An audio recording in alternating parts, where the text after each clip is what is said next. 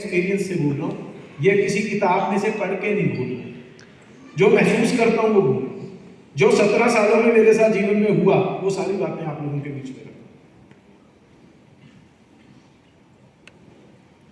इसके लिए करना क्या होगा? नंबर 1, सबसे पहली चीज, एक सुदृढ़, मजबूत, अनशेकेबल, अटल निर्णय यानी डिसीजन लेना होगा कि 2025 में सब कुछ बदल जाएगा। क्योंकि आपके जीवन में बदलाव जो भी आएगा वो बाई चांस नहीं आ सकता, वो बाई चॉइस आएगा, अपने आप नहीं आ जाएगा, लॉटरी नहीं लगेगी, बाई चॉइस। आप चाहेंगे तो आएगा, आप नहीं चाहेंगे तो अगर आप चाहते हैं तो सबसे पहला काम क्या करना पड़ेगा? डिसीजन। पहला पॉइंट लिख सकते हैं डिसीजन। जो लिख रहे हैं वो लिख सकते हैं, नहीं दीपक जी आपको बता देंगे। डिसीजन में 2 हिस्से हैं, एक तो डिसीजन है लिया जाना, दूसरा है उस डिसीजन पे अड़े रहना। दुनिया में मैक्सिमम लोग डिसीजन ऐसे लेते हैं या बहुत देर में लेते हैं, लेकिन बदलते ऐसे हैं। कम लोग ऐसे हैं जो डिसीजन लेते भी ऐसे हैं और उसके बाद डिसीजन को कभी नहीं बदलते। वही लोग आपको स्टेजों पे चमकते हुए दिखते हैं। डिसीजन लिया जाना, आप में से ही मैं ऐसे कई लोगों को जानता हूं जो इस बिजनेस के लिए बने हैं, जिनको ईश्वर ने इतनी ताकत दी है, लेकिन उनके डिसीजंस को मैं इतने सालों से एनालिसिस कर रहा हूं, वो कहीं ना कहीं एनटीसी या सीटीसी लेवल पर होते आज, लेकिन डिसीजन बदल जाते हैं, ऐसे बदल जाते हैं। उस वजह से रैंक नहीं बदलते। ये कटाक्ष नहीं करना, ये सच्चाई बयान करना। डिसीजन पे अडिग रहना बहुत है। दूसरी चीज आप लिख सकते हैं, हर काम को करना और योजनाबद्ध तरीके से करना, दोनों में अंतर है। सुबह हवन में कितने लोगों को आनंद आया? आनंद इसलिए नहीं आया क्योंकि हवन हुआ, आनंद इसलिए आया क्योंकि हवन बड़े सिस्टमेटिक तरीके से हुआ। क्या मैं सही बोल रहा हूँ? काम हवन कर लेते, ना बैठने की सही व्यवस्था होती, ना सही तरीके से उच्चारण होता, ना आप लोगों को बुक्स दी जाती, ना एक एक चीज की व्यवस्था वहां पर की गई। सब कुछ वहां से आया हुआ है ना, कोई लेके आया, एक एक चीज की व्यवस्था। आपके आने से पहले सब कुछ लगा हुआ था। काम को करना और योजनाबद्ध तरीके से करना, दोनों में अंतर। दीपक जी ने बोला आपके 1 मिनट की कीमत यहाँ 500 रुपए बनती है, लेकिन अगर ये इनकी योजना में ही 2-3 घंटे आपके वेस्ट हो जाते, यहाँ पे प्लान ही ना होता, सिस्टम ही ना होता, तो आपको आनंद आता है इस इतने बड़े प्रोग्राम में? तो योजना करने के लिए सबसे इंपॉर्टेंट टूल लिख लो। दूसरा पॉइंट क्या लिखना? पहला लिखा डिसीजन, अनशेकेबल। दूसरा डायरी। योजना किस चीज से होगी? आपको डायरी काम करेगी। ये मेरी डायरी। आप लोगों से जो भी बात मैं करूंगा उसका मोटा मोटा मेरे को अंदाजा है, मेरे को क्या बात करनी है। थोड़ा बहुत अंदाजा आप लोगों की बातचीत से लिया मैंने, बाकी मैं लिख के लाया।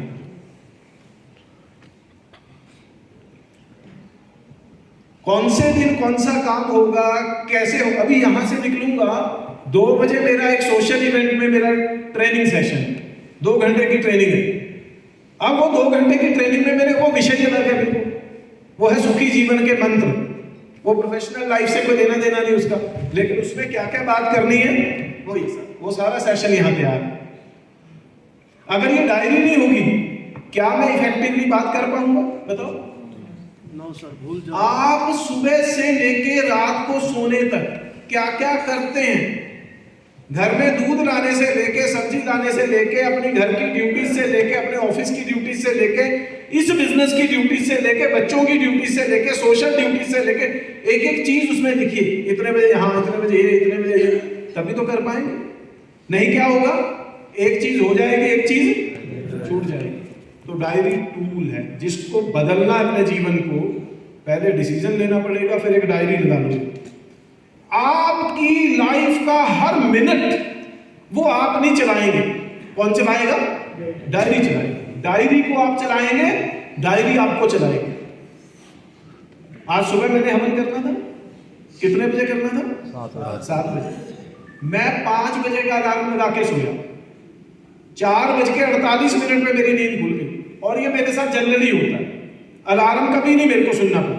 जनरल घर पे होता हूँ कभी कभी बड़ा कंफर्टेबल, तो वाइफ जगाती है, फिर मैं रिलैक्स होकर सो जाता हूँ। बाहर कहीं भी जाता हूँ अलार्म लगा के सोता हूँ, लेकिन हर बार अलार्म उठ के बंद करता हूँ बिना बजे, क्योंकि यहाँ अपने आप रजिस्टर हो जाता। फिर नहा धो के मैं तैयार हुआ और उसके बाद आधा घंटा मैंने डायरी में लगाया, आज के कौन से काम है, वापस जाके कौन से काम है, कल के कौन से हैं, अगले हफ्ते में कौन कौन सी कमिटमेंट्स हैं, जो जो मैंने प्लान करना मैंने कर। आप समझ रहे मेरी बात? यस। दूसरा पॉइंट क्या हुआ? बोलो जोर से। पहला पॉइंट क्या था? डिसीजन कौन सा? अटल, अनशेकेबल, रोज बदलना नहीं है, पक्का। पक्के वाला, दृढ़, है ना। दूसरा बेटा है, तीसरी चीज,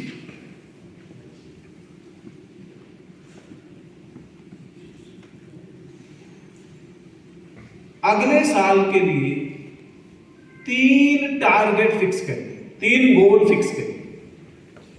अगले साल आपको क्या क्या चाहिए 2025 में? ये गोल क्या क्या हो सकते हैं? आपकी इनकम का गोल हो सकता है अगर आप चाहें, आपके रैंक का गोल हो सकता है, कोई चाहता है एसटीसी बनना, एनटीसी बनना, जो आप कोई गाड़ी परचेज करना चाहते हैं, स्कूटर परचेज करना चाहते हैं, लैपटॉप परचेज करना चाहते हैं, घर का कोई आइटम परचेज करना चाहते हैं, जो भी अगले साल में आपने अपने लिए, अपने परिवार के लिए करना है, वो 3 गोल निश्चित करिए। साल शुरू करने से पहले, अभी 3-4 दिन निकल गए, कोई बात नहीं, अगला साल अभी हम शुरू करने जा रहे हैं, तो निर्णय दीजिए कि मैंने सब बदल देना। दूसरा निर्णय, इस बिजनेस के माध्यम से बदलना, यहां मैंने इसकी ताकत देख ली, ये बदल देगा मेरा सब कुछ। फिर डायरी लगाइए, उस डायरी में अगले साल के लिए 3 गोल, 3 टारगेट लिखिए। हो गया?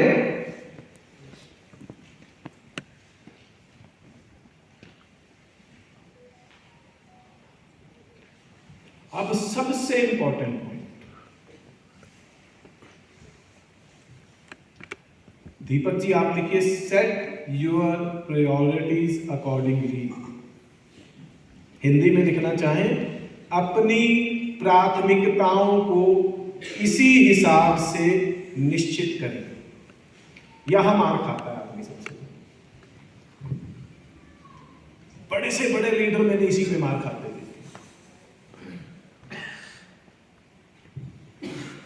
पंजाबी जी की कहावत हुई करती थी, जिन्ना गुड़ पाओ, है ना।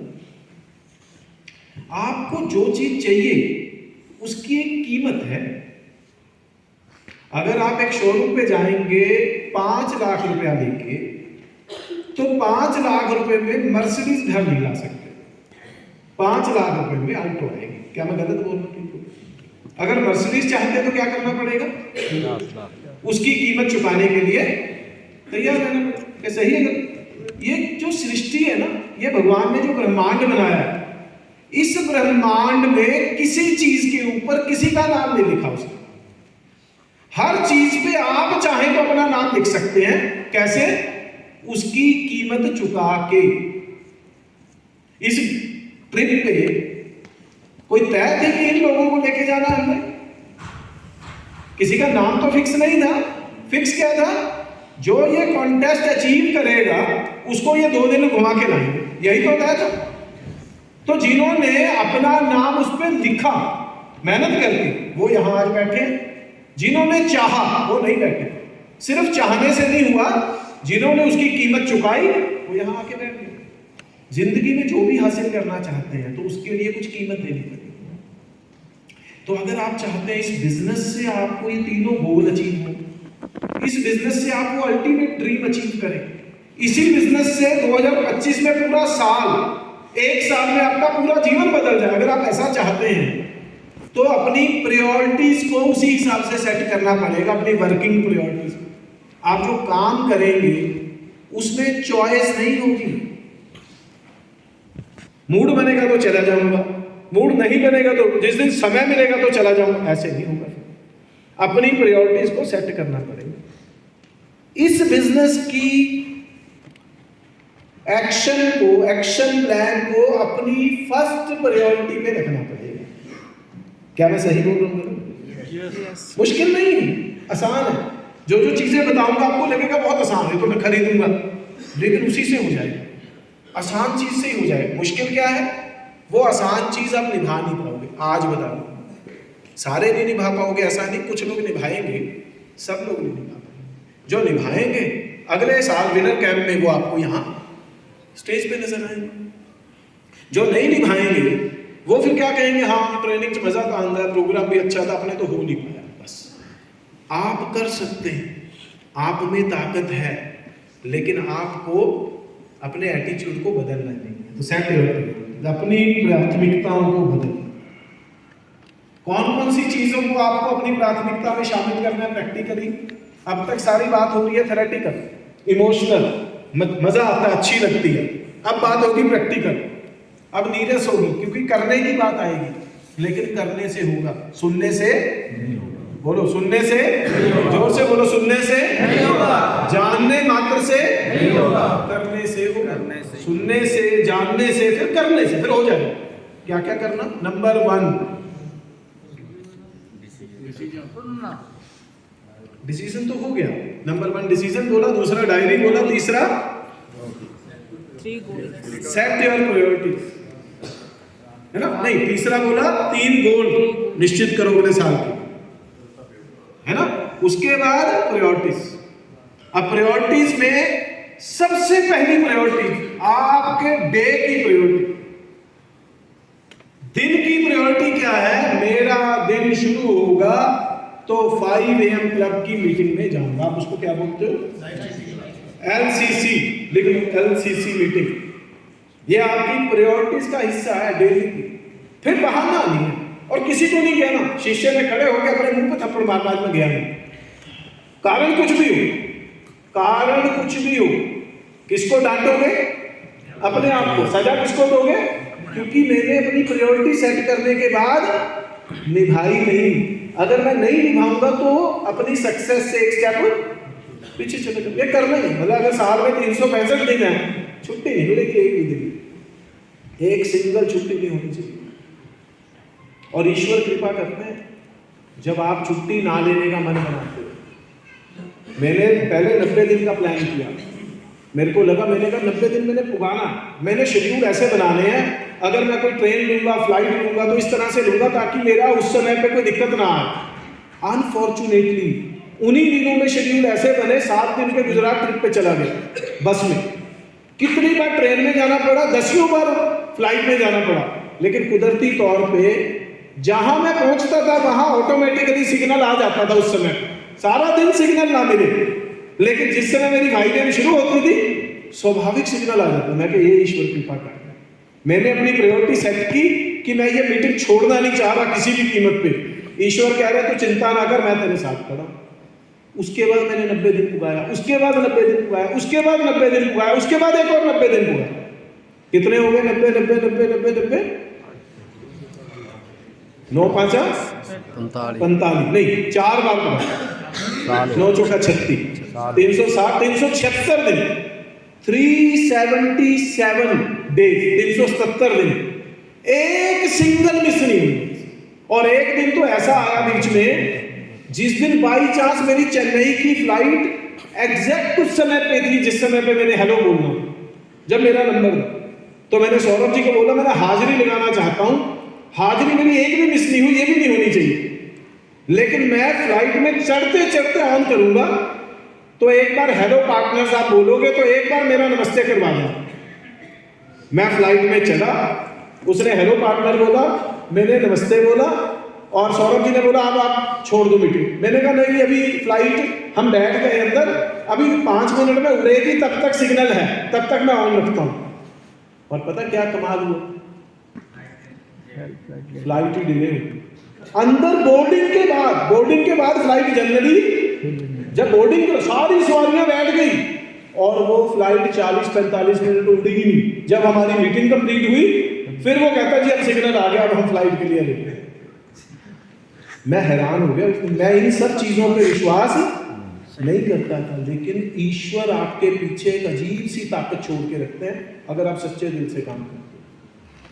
तो प्रायोरिटीज में पहली डेली की प्रायोरिटी 5 AM क्लब को अपने, यानी लाइफ चेंजिंग क्लब को, CCL इसको अपने जीवन में उतारना।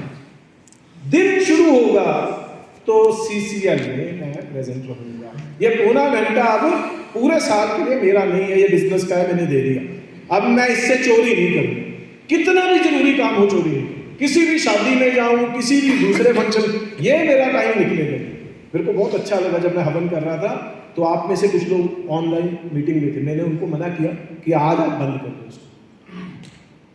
ऐसा एटीट्यूड रहना चाहिए। दूसरा, वीकली प्रायोरिटी, हफ्ते की प्रायोरिटी क्या? वो है जहां भी आपके आसपास में 50-100 किलोमीटर के रेडियस में एक GTS में मेरी वीकली प्रेजेंस किसी भी कीमत पे लगी। इसमें चॉइस नहीं। जैसे दुकानदार के लिए माल बेचना बाद में, फर्स्ट प्रायोरिटी क्या है? दुकान का खोला जाना। अगर दुकान नहीं खुलेगी क्या माल बिकेगा? किसान के लिए कटाई बाद में, पहले क्या है? बुआई। क्या मैं गलत बोल रहा हूं? किसान सोचे मैं तो फसल काटूंगा, है ना, बुआई के टाइम में तो हम हैं बिजी। देखो जी, बुआई के अभी जून में तो देखो अपनी शादी है घर के, तो इस बार अपने झोने की आप बुआई तो करनी नहीं। हाँ, लेकिन कोई टेंशन नहीं, नवंबर से आप पूरे फ्री हैं, फिर आप 15 दिन की जगह महीना लाओगे, फिर महीना ला लो, 2 महीने ला लो, 2 साल ला लो, एक दाना कर नहीं आना। समझ गए? तो दुकान खुलेगी तो माल बिकेगा, बुआई होगी तो कटाई होगी। तो हफ्ते की GTS में बंदा हमारे साथ जाए ना जाए, कोई आ रहा है नहीं आ रहा है, बाद की बात है। मैं जाऊंगा अगले 1 साल के लिए, 52 हफ्ते मेरी GTS मिस नहीं होगी। जो मोगा जाता है वो मोगा जाए, जो लुधियाना जाता है लुधियाना जाए, जो बठिंडा जाता है बठिंडा जाए, जो चंडीगढ़ की GTS में रहता है चंडीगढ़ में रहे, जो दिल्ली में रहता है दिल्ली में रहे, जो नोएडा में रहता है नोएडा में रहे, जो गंगापुर सिटी में जाता है वहां रहे। अब बिहार वालों की मेरे को नहीं पता उनकी GTS कहाँ होती है, नहीं होती तो फिर पैदा करो, हफ्ते में GTS तो करनी पड़ेगी। 7 आदमी बैठे हैं, 7 लोग बैठ के हम प्लान करके जा सकते हैं कि आज से वीकली GTS होगी, 7 हम और 70 हमारे साथ, हम भरते रहेंगे, GTS चलती रहेगी। अगले साल में हर हफ्ते GTS होना जरूरी है। ये अब आपकी चॉइस है। जिसको कंपनी की GTS मिल रही है वो वहां जाए, है ना, जिनको थोड़ा बहुत दूर है वो दूर जाए, जिनके पास नहीं है वो पैदा करें, GTS तो करना। तीसरा, मानिक जी ने इस महीने एक मीटिंग शुरू करी, पिछले महीने एक्सपेरिमेंटल वे में शुरू की, इस महीने से शुरू हो जाएगी वो है आपकी monthly planning meeting. Monthly planning meeting को इन्होंने RM का नाम दिया, रीजनल मीटिंग। रीजनल मीटिंग वो महीने में एक बार होगी। मानिक जी की टीम की निश्चित है, जो बाकी टीम में है उनको मेरा सजेशन है जरूर करो, जिसमें पूरे महीने का शेड्यूल बन जाए। उसके लिए इन्होंने एक कमाल का टूल बनाया। उस टूल का मैं इतना कॉन्फिडेंट हूं उसके लिए, अगर उस टूल पे आप लोगों ने 1 साल काम कर लिया, लिख के दे सकता हूं 1 लाख रुपए की मंथली इनकम टूट ही नहीं सकती तुमसे। जो आज भी नया, जो आज शुरू करेगा बिजनेस, उसकी 1 लाख रुपए महीने की इनकम नहीं टूट सकती 1 साल के अंदर अंदर, इस लेवल पे पहुंच जाएगा। इतना इफेक्टिव टूल है। तो मंथली मीटिंग और strictly working according to the tool. आप लिख लीजिए, monthly meeting, monthly regional meeting और working according to the tool. Strict working, उस टूल के बाहर नहीं वर्किंग करें, उसी के हिसाब से वर्किंग करें। यह आपकी तीसरी प्रायोरिटी।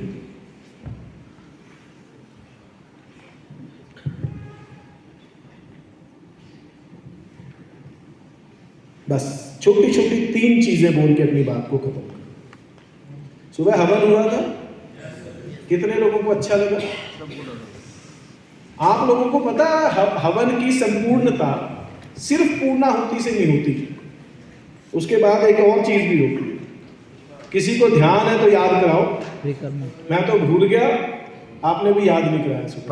परिक्रमा सर है जी, परिक्रमा। प्रसाद तो मिल गया, और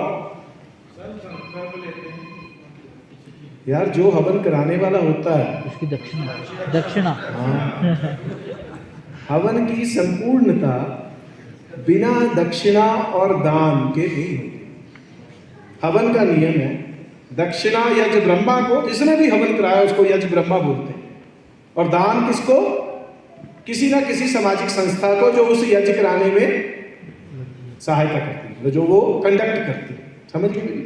यह यज्ञ की संपूर्णता ऐसे होती है। अब आपका यज्ञ तो आपके भाई ने कराया, कोई ब्राह्मण तो हमने बाहर से बुलाया नहीं, लेकिन दक्षिणा के बगैर तो ये यज्ञ संपूर्ण नहीं हो सकता। तो कितने लोग यज्ञ की दक्षिणा देने को तैयार हैं? कईयों ने तो पहले ही हाथ खड़ा कर लिया, 150 रुपए से नहीं मैं मानूंगा। कई लोग हाथ खड़ा कर रहे हैं, चलो 150 नहीं 500 ले लेगा, मेरा उससे भी पेट नहीं पूरा होता, मेरे को ज्यादा चाहिए। अच्छा, एक भाई साहब ने हले भी खड़ा करा, मंगो सर जो मंगना दे दो। पंजाबी बंदा होएगा? नहीं सर, यूपी से। अच्छा, यूपी वाले पंजाबी तो दलेर होंगे, कहना मंग लो, बाद सोचता कहने के बाद 15 साल हो गए सर पंजाब में, आदत पड़ गई, हाँ जी। वैसे से ही हो गए। हाँ जी, हाँ जी। यूपी वाला तो पहले सोच लेता है साला गलत आदमी है, ये ठीक है। पंजाबी का कहना हूँ कह पूरा कहने के बाद सोचता है, क्यों जी सरदार जी आप पता पंगा ले ही करने। आपकी दक्षिणा क्या है? इस प्रोग्राम के बाद आपके जीवन में परिवर्तन आए, ऐसा मैं दिल से चाहता हूं। और उसके लिए दक्षिणा क्या हो सकती है? 3 मेरे सजेशंस हैं, इनको यहां बिठा के जाएं। 1 साल जो मैंने इससे पहले बताया उस हिसाब से चलोगे तो जीवन बदल जाएगा। जो अब 3 चीजें बोलने जा रहा हूं, अगर वो करोगे तो जीवन पहले महीने से बदलता हुआ नजर आएगा। जीवन का परिवर्तन आपको 1-1.5 महीने में सामने से दिखने लगेगा। समझ गए मेरी बात? वो 3 चीजें क्या? नंबर 1 लिखो, थाईलैंड। और ये मेरी दक्षिणा भी है। जो थाईलैंड टूर अचीव करेगा, आप मैं मानूंगा उसने मेरे को दक्षिणा दे। मैं आपके थाईलैंड टूर अचीव करने में जो टिकट मिलेगी वो आपको ही दूंगा, मैं नहीं लेता। जो थाईलैंड टूर अचीव करने से आपके घर पे आपके अकाउंट में पैसा आएगा वो भी नहीं मैं लेता, लेकिन स्वाभाविक रूप से मैं मान लूंगा मन से कि इस आदमी ने दिल से दक्षिणा। थाईलैंड क्यों जरूरी? थाईलैंड घूम के आना हमारा मकसद नहीं। घूम के तो आएंगे, अचीव करेंगे तो कंपनी के इतने बड़े इवेंट में, कंपनी के ऐसे इवेंट कई बार लिम्का बुक में, गिनीज बुक में दर्ज हो जाते हैं, इतने लोग जाते हैं। और वहां का एनवायरमेंट, यहां तो 200 लोग हैं, वहां हजारों लोग होंगे, सैकड़ों बसेस में जा रहे हैं, फ्लाइटें भरी पड़ी हैं, और वहां जाके माहौल ऐसा हो जाता है कि थाईलैंड की धरती पे लगता है ये तो सारे MI वाले हैं। इतना जबरदस्त नजारा देखने को मिलेगा। मैं जब पहली बार सिंगापुर टूर पे गया 2008 में, जब कंपनी का पहला टूर मैंने अचीव किया, तो मैं गया था भी सिंगापुर घूम के आना, लेकिन वहां जाके मेरे पैर जमीन पे नहीं लगे 4-5 दिन। वहां का माहौल ऐसा था, वो कहते थे रात को 10-11 बजे आप घर में कमरे में जाके सो सकते हैं, लेकिन हमें नींद कहाँ आती थी।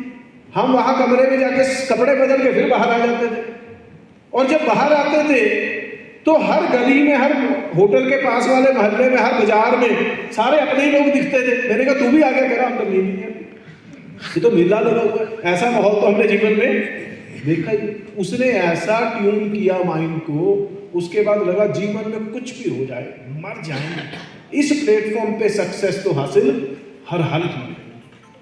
थाईलैंड जरूरी है, अचीव करना ही पड़ेगा। और अब एक स्टेटमेंट ना यहां बिठाना, जीवन में हर सक्सेसफुल आदमी, फील्ड कोई भी, उसने कोई अवसर और कोई टाइम ऐसा जरूर चुना जब उसने अपने पोटेंशियल का 100% दिया। और आपको वो कहेगा मेरा लाइफ जो बदली ना, वो सन 2082 में जब ये मौका आया, फिर मैं चूका नहीं, फिर मैंने सब लगा दिया अपना। सन 2097 में ये चीज आई मेरे सामने, फिर मैंने छोड़ा नहीं। समझ गए मेरी बात? थाईलैंड वही मौका, थाईलैंड वही मौका। थाईलैंड ऑप्शनल नहीं है। अचीव हो गया तो ठीक है, नहीं ना सही, अगर सक्सेस फास्ट चाहिए, बड़ी चाहिए, तो थाईलैंड अचीव करना लाजमी है, कुछ भी करना पड़े। मर जाएंगे थाईलैंड अचीव करे बगैर नहीं छोड़ेंगे, इतना कमिटमेंट चाहिए। और क्योंकि थाईलैंड किस्मत बदल गई। मेरे को 1 महीना हुआ था अभी बिजनेस शुरू किए हुए, 2007 में दिसंबर में शुरू किया था, 7 दिसंबर को, और 8 जनवरी को थाईलैंड की प्लानिंग हुई थी और 11-12 जनवरी को मैं थाईलैंड सिंगापुर अचीवर बन गया था। और क्योंकि जल्दी अचीव किया इस वजह से, और समय बचा हुआ था, तो मैंने दूसरी टिकट भी अचीव कर ली, फिर तीसरी भी अचीव कर ली, और इस वजह से मैं थाईलैंड अपनी वाइफ और अपने बचपन के दोस्त के साथ गया था सिंगापुर, मुंह से थाईलैंड निकली जा रही, उस समय सिंगापुर का टूर था। मैंने देखो सिंगापुर के लिए समय था 15 अप्रैल का, मैंने अचीव किया 11-12 जनवरी को। उससे मेरे पास 3 महीने का समय जो बचा, उसमें मैंने 2 टिकटें और अचीव कर ली अपनी दूसरी आईडी से। उससे फायदा क्या हुआ, हम 3 लोग सिंगापुर गए, बाकी सब लोगों से ज्यादा एंजॉय मैंने किया, क्योंकि मेरे बचपन का दोस्त और मेरी वाइफ दोनों मेरे साथ थे, ज्यादा मजा आया। तो जैसे अभी भाई साहब ने अचीव किया, हमारे कुलदीप जी ने, तो कुलदीप जी के पास चॉइस है दूसरी टिकट अचीव करने का, क्योंकि उनको एक साइड में तो अचीवमेंट हो ही गई दूसरी टिकट की भी। 50% काम तो दूसरी टिकट का भी हो गया और 50% काम तीसरी टिकट का भी हो गया इनका, अगर ट्राइबल से, ट्राइबल तो हो गई, तो एक टिकट पूरी हो गई इनकी, 2 टिकटें आधी हो गई, तो अगर चाहे तो 3 टिकटें तो बड़ी आसानी से अचीव कर सकते। थाईलैंड अचीव करना है, जल्दी करना है। और आखिरी की 2 बातें जो गुरु दक्षिणा के रूप में मेरे को चाहिए, गुरु दक्षिणा नहीं, हवन की दक्षिणा के रूप में मेरे को चाहिए। एक तो 19 तारीख को एक प्रोग्राम आने वाला है, वो आपकी किस्मत बदल रही है। इस बिजनेस में बड़े डिसीजन लोग बड़े हॉल में लेते हैं, बड़े एनवायरमेंट में लेते हैं। हमारे नॉर्थ इंडिया में उत्सव नाम से, वो पीछे एक बड़ा बैनर लगा हुआ है, उसके साथ फोटो खिंचवा के जाना, जब उठोगे तो देख लेना, कोई बात नहीं, पीछे आपके एग्जैक्ट पीछे उत्सव, MI उत्सव। ये क्या है, नॉर्थ इंडिया का सबसे बड़ा प्रोग्राम होता है दिल्ली, साल में एक बार होता है। जो आदमी वहां बैठ गया जाके, वो प्रण लेके आएगा कि इस बिजनेस के माध्यम से मेरे को अपनी किस्मत, अपनी जिंदगी को बदलना। तो आपसे क्या चाहिए, आप और 5 लोग आपके साथ, बस ज्यादा नहीं, प्रैक्टिकल बात करो, मैं नहीं कहता मैक्सिमम लाओ, 5 पर्सनल आदमी, टीम वाले नहीं। अगर हक जी टीम से कोई यहाँ आदमी बैठा है तो वो अलग है, आपको अपने 5 लाने हैं। अभी 19 तारीख को है, दिल्ली में होगा, यमुना स्पोर्ट्स कॉम्प्लेक्स में, वहां तो आप ये मानिए नेटवर्कर्स का मेला होगा, स्टेज पे पागलपन की एनर्जी होगी। भाई साहब तो लक्की है, इनको तो स्टेज पे जाने का मौका मिलेगा, बहुत बड़ा सेलिब्रेशन होगा इनका, कुलदीप जी का, जितने रैंक शिफ्टर होंगे उनका सेलिब्रेशन होगा, MI उत्सव। तो वहां पर आपको अपने साथ कितने लोग लेके आने हैं, और ये कमिटमेंट आपकी मेरे साथ है, क्योंकि आपने हवन की दक्षिणा लेनी है। कई लोग बड़े खुश हो रहे हैं, अच्छा हुआ मैं हवन में आई नहीं ना, सुते ही रह के बढ़िया होया, नहीं कैसा भी 5 ले आने का मतलब। और आखिरी RTP है TCs का, टीम कोऑर्डिनेटर्स का एक स्पेशल ट्रेनिंग प्रोग्राम 8 और 9 फरवरी, ये नोट कर लीजिए। और इस 8-9 फरवरी में एंट्री है सिर्फ TC एंड अवर लीडर्स को। और इसमें आएगा पता कौन, सारे को फाउंडर्स होंगे, और कंपनी की तरफ से हमारे वाइस प्रेसिडेंट आलोक पांडे जी रहेंगे इस प्रोग्राम। ये कमाल का 2 दिन का प्रोग्राम है। इन 2 दिनों में आपको बहुत कुछ सीखने को मिलेगा। कंपनी के फ्यूचर प्लान्स क्या हैं, 2025 में कंपनी किस डायरेक्शन को पकड़ रही है, आने वाले टाइम में क्या क्या कंपनी की स्ट्रेटजीज, पॉलिसीज रहने वाली हैं, एक एक चीज के बारे में जानकारी मिलेगी। 2 दिन हम इकट्ठे रहेंगे, और वहां खेलने कूदने का मौका कम मिलेगा, सीखने और पढ़ने का मौका ज्यादा मिलेगा। वहां तो आपको डायरी के साथ ही बैठना पड़ेगा। अब बीच बीच में बोरियत ना हो, थोड़ा बहुत एंटरटेनमेंट रखेंगे, लेकिन मेन फोकस पढ़ाई लिखाई होगा। आपका ये साल बेस्ट एवर बने, उसी के ऊपर चर्चा होगी। अब इसमें या तो आप TC बन के आ सकते हैं, या फिर एक चॉइस मानिक जी ने निकाली है। आप में से जो लोग इस प्रोग्राम में आना चाहते हैं उनको गेस्ट के रूप में हम बुला सकते हैं, और वो भी फ्री ऑफ कॉस्ट, उसके चार्जेस भी नहीं देने। TCs तो पैसे दे के आएंगे, 4-5 हज़ार रुपये जो भी उसके चार्जेस होंगे, वो हर TC अपने पैसे दे के, उसकी कोई ट्रेनिंग फ्री नहीं होती। लेकिन आप में से जो TC नहीं है उनके लिए चॉइस है, उनको हम गेस्ट के रूप में वहाँ उस पूरे प्रोग्राम को अटेंड करने की परमिशन भी देंगे और साथ में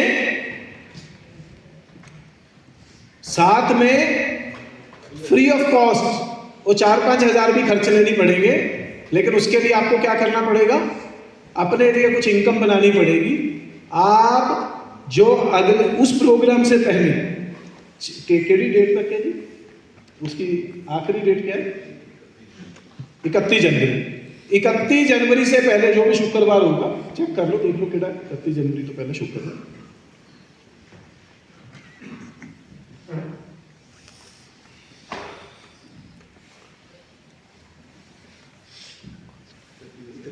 हाँ जी, कमाल ही है। 31 जनवरी तक जो 66,000 की सेल करेगा यानी क्लोजिंग करेगा, उसको इस आरटीपी की, ये इस एक्सक्लूसिव स्पेशल आरटीपी की एक टिकट फ्री में मिलेगी। 2 करना चाहे 2 भी कर सकता है मालिक जी। 2 जो 66 हज़ार की 2 सेलें करेगा उसको 2 टिकटें मिल जाएंगी। खोल दो।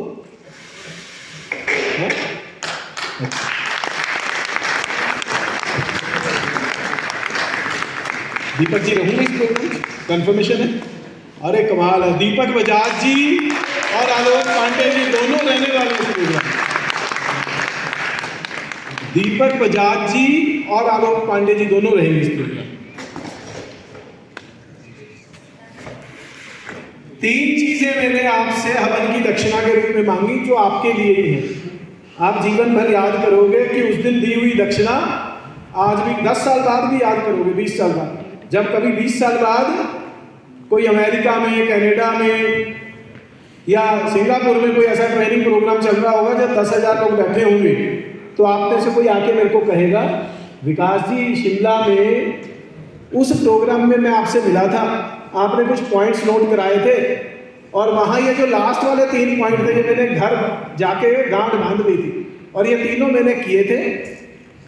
अब आखिरी बात, इस प्रोग्राम में भी आप अकेले ना आए, कम से कम 5 लोगों को साथ में, इंडिविजुअली 5 लोगों की जिम्मेवारी लेके इस प्रोग्राम में। मैं दोबारा रिवाइज करा देता हूँ। थाईलैंड अचीव करना स्पीड से काम करने की गारंटी। नंबर 2, 19th का जो दिल्ली का प्रोग्राम है 19 जनवरी का, उसमें 5 लोगों को मैं लेके आऊँगा, ये मेरा कमिटमेंट है। नंबर 3, इस आरटीपी की टिकट अचीव करूँगा और अपने साथ 5 लोगों को इस आरटीपी में मैं जरूर बिठाऊंगा। उससे फिर मेरी जिंदगी एकदम यू टर्न ले सकती। आप लोगों ने बहुत सारी बातों को बड़े ध्यान से सुना। ईश्वर से ये प्रार्थना करते हुए दोबारा वो आपको सद्बुद्धि दे, ताकत दे, आपके सारे सपने पूरे हों और आप अपने सिर्फ परिवार का नहीं बल्कि पूरे एरिया का एक चमकता हुआ सितारा बने। Thank you very much.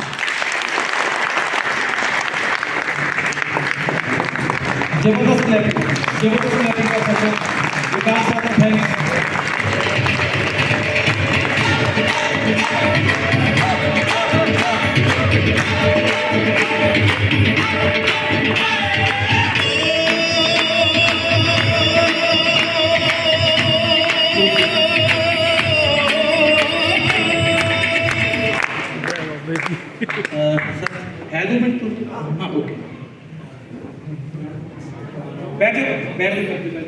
जिथे तुसी बैठे हो चेयर के उपर ही साडे जिहड़े एलटीसी लीडर ने थोड़े को आके थोड़े इत्थे ही मैडम जिहड़ा गल दे विच पढ़ोगे, क्योंकि अपना टाइम बच जूगा जी स्टेज ते आवां।